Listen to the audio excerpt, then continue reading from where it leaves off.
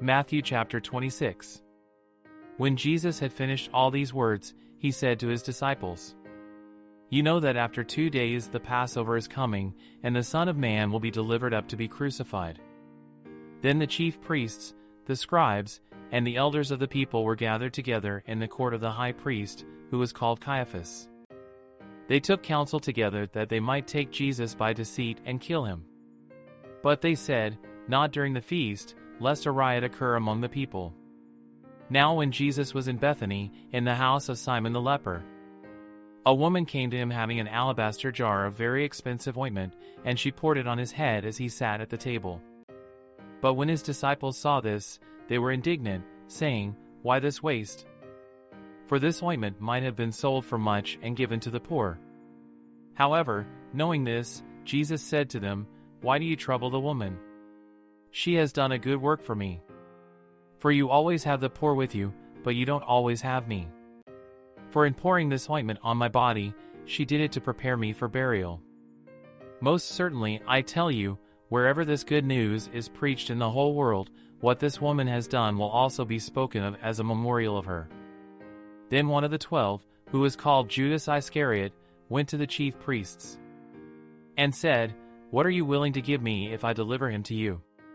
So they weighed out for him 30 pieces of silver. From that time he sought opportunity to betray him. Now on the first day of unleavened bread, the disciples came to Jesus, saying to him, "Where do you want us to prepare for you to eat the Passover?"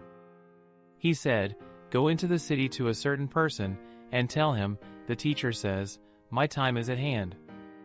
I will keep the Passover at your house with my disciples.'" The disciples did as Jesus commanded them, and they prepared the Passover. Now when evening had come, he was reclining at the table with the 12 disciples. As they were eating, he said, "Most certainly, I tell you that one of you will betray me." They were exceedingly sorrowful, and each began to ask him, "It isn't me, is it, Lord?" He answered, "He who dipped his hand with me in the dish will betray me. The Son of Man goes even as it is written of him, but woe to that man through whom the Son of Man is betrayed. It would be better for that man if he had not been born." Judas, who betrayed him, answered, "It isn't me, is it, Rabbi?" He said to him, "You said it." As they were eating, Jesus took bread, gave thanks for it, and broke it. He gave to the disciples and said, "Take, eat, this is my body." He took the cup, gave thanks, and gave to them, saying, "All of you drink it. For this is my blood of the new covenant, which is poured out for many for the remission of sins. But I tell you that I will not drink of this fruit of the vine from now on, until that day when I drink it anew with you in my Father's kingdom." When they had sung a hymn, they went out to the Mount of Olives.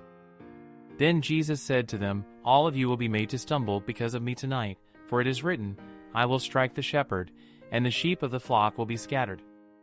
But after I am raised up, I will go before you into Galilee." But Peter answered him, "Even if all will be made to stumble because of you, I will never be made to stumble."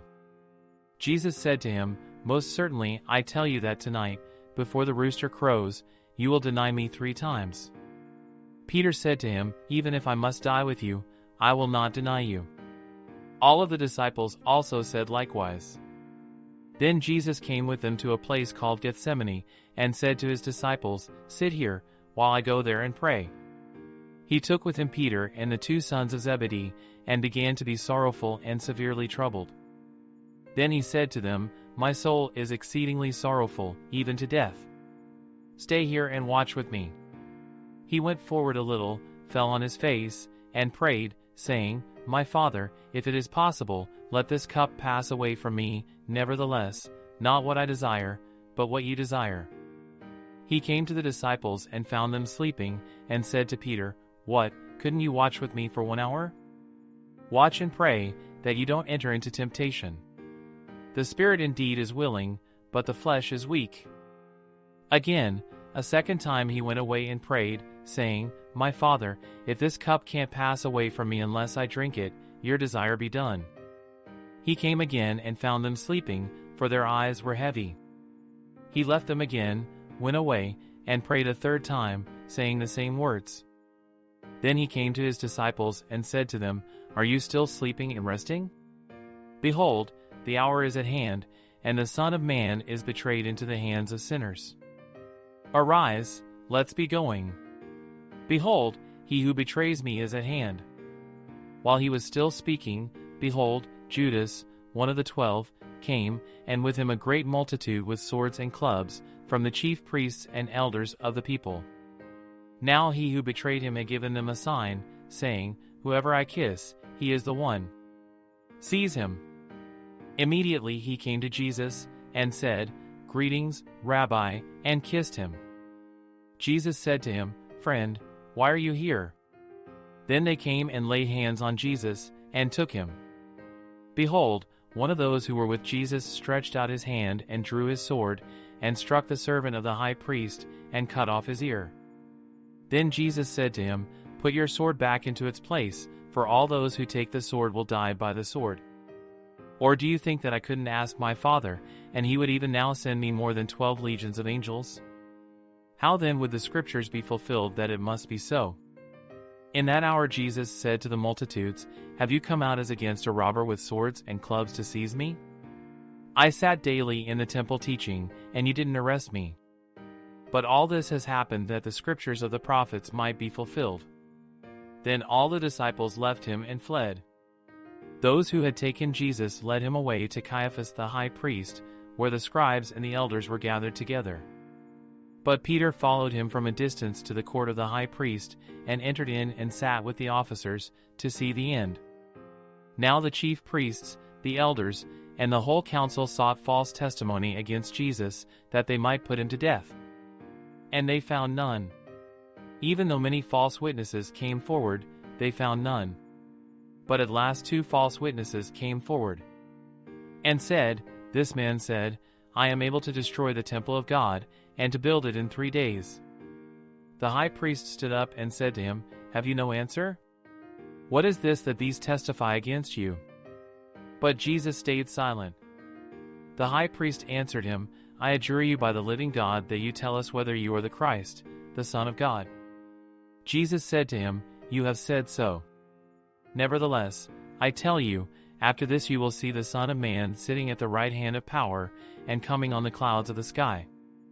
Then the high priest tore his clothing, saying, "He has spoken blasphemy. Why do we need any more witnesses? Behold, now you have heard his blasphemy. What do you think?" They answered, "He is worthy of death." Then they spat in his face and beat him with their fists, and some slapped him, saying, "Prophesy to us, you Christ. Who hit you?" Now Peter was sitting outside in the court, and a maid came to him, saying, "You were also with Jesus, the Galilean." But he denied it before them all, saying, "I don't know what you are talking about." When he had gone out onto the porch, someone else saw him and said to those who were there, "This man also was with Jesus of Nazareth." Again he denied it with an oath, "I don't know the man." After a little while those who stood by came and said to Peter, "Surely you are also one of them, for your speech makes you known." Then he began to curse and to swear, "I don't know the man." Immediately the rooster crowed. Peter remembered the word which Jesus had said to him, "Before the rooster crows, you will deny me 3 times." Then he went out and wept bitterly.